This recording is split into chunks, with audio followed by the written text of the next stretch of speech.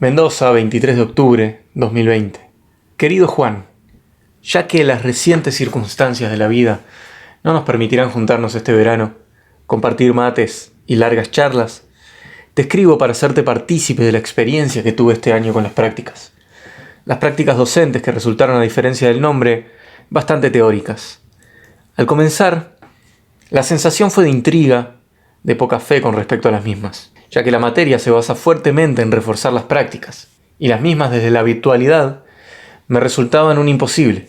Yo tengo muy asociada la práctica a la presencialidad corpórea, al cara a cara, como quien dice. El año lectivo comenzó con una forma estándar de presentación, compartir historias, motivaciones, algunos datos personales. Eso fue bastante común en todas las asignaturas. Recuperar saberes de las prácticas del año pasado. Tarea que me motivó ya que disfruté muchísimo de la clase de práctica 1 el pasado año. Para comenzar las prácticas leímos un documento llamado Conceptos de la Didáctica General, que se me hizo muy interesante. Lo tomé a modo de repaso, ya habiendo cursado Didáctica 1, ya que abordaba los temas de currículo, evaluaciones, tiempos, agentes, etc.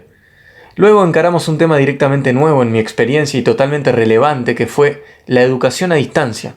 Un texto de Carmen Gedi y Martínez Uribe. Texto que me pareció sumamente ilustrador, ya que abordaba el tema desde la existencia de la misma como herramienta previa, incluso a la pandemia. Ventajas y desventajas de la misma, expresadas claramente en un cuadro comparativo, y me di cuenta de que en estos tiempos de avances tecnológicos tan veloces, la misma es un arma sumamente importante utilizada correctamente para, por ejemplo, permitir el aprendizaje autodirigido, de Grow, una herramienta fundamental, especialmente para los adultos que continuamos educándonos y lo hacemos a la par del trabajo, de la familia. Es decir, intentamos congeniar varias actividades en poco tiempo. Teorizar el e-learning, así como otorgarle la relevancia a las TICs, tan menospreciadas por mi persona el año pasado, verdaderamente no sabía del uso que le iba a dar este año a la tecnología. Nadie lo sabía realmente, de la incidencia forzada que tendría la educación a distancia. Luego, en la segunda clase virtual nos enfrentamos a un texto titulado La práctica docente y sus dimensiones. Texto que consideré de carácter bastante similar en los principios fundamentales a los conceptos vistos de las pedagogías del oprimido de Freire y el aprendizaje significativo, vistos previamente en psicología educacional y en pedagogía, trazando la importancia de la labor docente como actor social y personificando a los estudiantes, alejándolos del rol del alumno vacío a llenar, y destacando el aprendizaje colectivo que se da entre estudiantes y profesores. Dentro de la práctica docente se comprenden muchas relaciones. Las dimensiones son tanto personal, institucional, interpersonal, social, didáctica, incluso valórica. Con estas primeras clases pude ir comprendiendo la metodología y la importancia del reforzamiento teórico del que íbamos a formarnos este año. Siempre con la expectativa intacta de que al poco tiempo íbamos a poder volver a la institución y retomar las actividades prácticas presenciales. Cosa que finalmente hoy, Juan, puedo confirmarte que no sucedió. Allá por mediados de mayo llegamos a la tercera clase y con ella un interesante texto de Felipe Trillo Alonso titulado El profesorado y el desarrollo curricular. 3 estilos de hacer escuela. Estos 3 tipos desarrollados fueron el estilo técnico, que definía que los profesores que abordaban este tema, el tema del desarrollo del currículum desde este enfoque, dan una impresión de compromiso y su obsesión por la eficiencia actúa a modo de mecanismo de defensa idealizador, pero que se traduce en la práctica en una total ausencia de realizaciones que contribuyan a un verdadero cambio. Se hacen cosas, se cumplen plazos, se adopta un compromiso meramente burocrático, que termina efectuando una educación muy superficial. Otro de los estilos presentados fue el estilo práctico, que deja patente el compromiso del docente que adopta este estilo para con la enseñanza.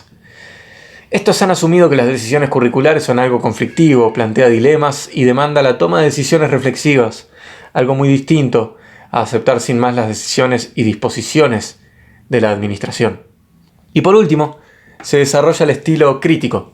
Los profes que realizan este estilo tienen claro que lo que le da forma a este estilo es la idea de comunidad, participativa y democrática, dedicada a la reflexión sobre sí misma para mejorar, y comprometida con el desarrollo de la educación de una forma activa. Posteriormente, en una tarea práctica, tuvimos que definir nuestro perfil docente en una de estas tres posturas, así como revisar nuestras prácticas del año pasado. Un buen ejercicio. Vimos también los niveles de especificación curricular, nacional, jurisdiccional, institucional y el aula. Yo tuve que posicionarme en un punto medio. El estilo práctico se me hizo más bajado a tierra, considerando una posición crítica, pero también de entendimiento sobre los mismos, entendiendo que se conforman con una puja de opiniones y de fuerzas. Que no hay ni que imponerse ni que someterse. Hay que participar, modificar y permitir también modificarse. Lo que te puedo decir, Juan, es que a esta altura ya sospechaba que no íbamos a volver a la presencialidad. Los números aumentaban y la incertidumbre también. Las decisiones parecían estirar la idea de la virtualidad por un tiempito más. En lo personal, contando con un laburo virtual y desde casa, tenía cierta tranquilidad. También aproveché el tiempo compartiendo con mi hijo, con mi compañera. Se hizo complicado encontrar los espacios para cursar y dedicarle las horas necesarias a la facultad, pero así como funcionan las rutinas en la cabeza, uno termina acostumbrándose. Luego vimos los documentos curriculares, el DCP, el PCI, el NAP, el PEI, comparándolos y significándolos con las prácticas del año pasado y las escuelas que visitamos. Tuve ciertos inconvenientes con la comparación de las prácticas del año pasado, ya que con mi grupo previo nos dividimos tareas y de algunas no pude participar. Posteriormente llegamos al trabajo de la escuela César Humberto Casiva, donde no solo tuvimos que analizar y completar documentos institucionales, guía para diagnóstico institucional. Conocimos el PEI de la misma, realizamos un análisis completo institucional, con la oportunidad de interactuar en un pregunta-respuesta con el director de la misma, y revisión de los documentos de la escuela. No solo nos sirvió para completar los datos con nuestras preguntas, sino que también fue muy ilustrativo a la hora de contarnos la situación real de la escuela en cuanto a lo sociocultural, las deficiencias y puntos fuertes de la misma. Esta fue una experiencia importante, creo que la misma, entre otras cosas, nos acercó a lo que de verdad son problemáticas que los libros de teorías pedagógicas a veces pueden llegar a omitir. Las deficiencias de base, edilicias, e incluso desde los actores institucionales, estudiantiles, deficiencias socioeconómicas de chicos que no tienen los medios para llegar a la escuela o que incluso llegan a ir con hambre a cursar. En la sexta clase, Juan, nos enfocamos en el texto de Davini, la didáctica y la práctica docente. 10 formas generales para enseñar, donde entre otras aparece el método de transmisión significativa de David Ausubel, el diálogo reflexivo de Dewey, el inductivo, etc., los cuales debimos leer comprensivamente y explicar cuál nos interesaba llegar a la práctica. También el texto expone 10 criterios didácticos, de los cuales debimos elegir los que nos parecieron fundamentales para conformar nuestro estilo docente. Me interesó en particular reencontrarme con las teorías de Ausubel, ya que en primer año de facultad acudí mucho a él y fue de mis teorías predilectas, tanto en didáctica como en pedagogía. Por último nos fuimos al ABC de la tarea docente, currículum y enseñanza, un texto de Silvina Wirtz y Mariano Palamidesi, específicamente al tema de la planificación de la enseñanza, donde vimos la importancia de planificar los porqué de trazar metas y objetivos, los condicionantes, así como las diferentes formas de hacerlo. También indagamos en qué consiste la buena enseñanza, diferentes organizaciones de clase, distribución del salón, el espacio físico, evaluaciones de los aprendizajes y las dificultades de la planificación. Pudimos realizarle varias preguntas a una profesora de lengua y literatura en un encuentro virtual acerca de la problemática de dar clases en este contexto, las libertades y condicionantes en el aula y las condicionantes en estos tiempos de virtualidad.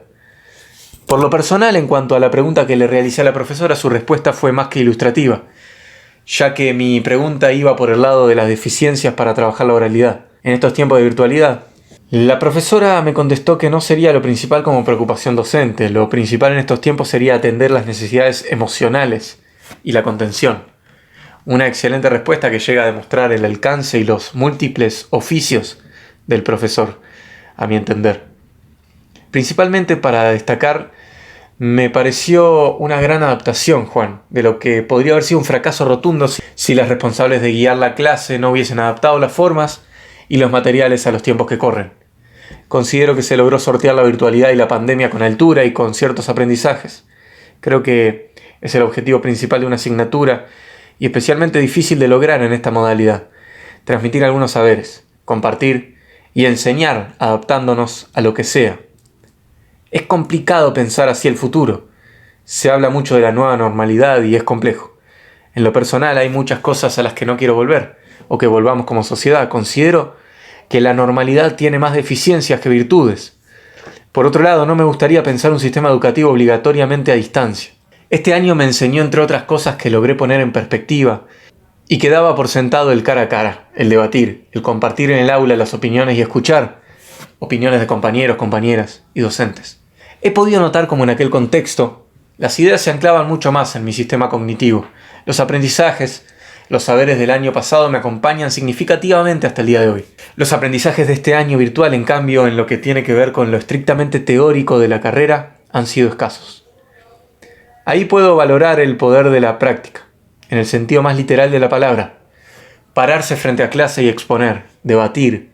El contexto de emergencia sanitaria nos obliga a establecer vínculo y conocimiento a través de métodos tecnológicos y virtuales. La educación a distancia hoy no es una opción, es la única. Creo que el desafío como futuros docentes de poder adaptarnos a este nuevo panorama es inevitable. No nos tocó a los que aún no damos clase estar en la primera línea de experiencia. Les tocó a nuestros docentes, a nuestras docentes. De ellas podemos aprender la experiencia. De todas formas, es valioso estar del otro lado, ya que tenemos la experiencia única de saber qué pueden llegar a sentir o experimentar en este contexto nuestros futuros y futuras estudiantes. El análisis de la documentación curricular, así como textos expositivos de las teorías de enseñanza y planificación, abundaron en las pedagógicas de este año. Y quizás a modo de ventaja pudimos ver y transitar muchos más temas desde lo teórico que en un año normal de presencialidad. Sin lugar a dudas me quedo con lo que fue un año de muchísima riqueza literaria, en cuanto a lo que fue disponer de tiempo para leer una cantidad de obras y continuar creciendo como conocedor de la materia. Me despido, Juan, enviándote muchísimos cariños y espero con ansias tu carta, con ánimo de conocer cuál fue tu experiencia institucional y de vida este año tan particular allá en el paisito. Saludos.